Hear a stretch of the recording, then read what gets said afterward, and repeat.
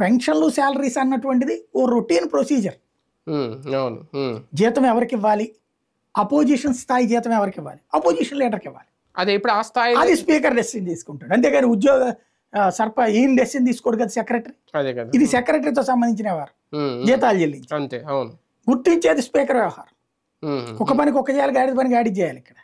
అది లెక్క. ఇది పూర్తిగా శాసనసభ వ్యవహారాలకు సంబంధించిన ఇది కాబట్టి స్పీకర్ చేతిలో ఉంటది. ఒకవేళ న్యాయ పోరాటం చేసినా చేయకపోయినా స్పీకర్ తలుచుకుంటే హోదా ఇవ్వగలరా, హోదా ఇస్తారా? చంద్రబాబు తలుచుకుంటే ఇస్తారండి, బాబు తలుచుకోకపోతే ఇవ్వరు. అంతే, సింపుల్ లాజిక్ అనమాట.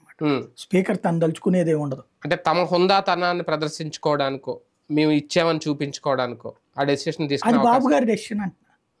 బాబు గారు అపోజిషన్ కూడా ఉండటం కరెక్ట్ ప్రజాస్వామ్యం అనుకుంటే ఇస్తారు. ప్రజలే ఇవ్వని అపోజిషన్ మనకెందుకని వాళ్ళ పార్టీ కార్యకర్తలు అందరూ అనుకుంటున్నారు, నాయకులందరూ. కాబట్టి ఇవ్వకపోవచ్చు. అంటే రేపు పొద్దున బాబు గారు అనుకుని చెప్పినా స్పీకర్ ఫైనల్ చేయాలి ఇవ్వాలా లేదనేది. మేము ఇవ్వము అంటే అది రాజకీయంగా నెగిటివ్గా వెళ్తా ప్రజల్లో ఉంటుంది.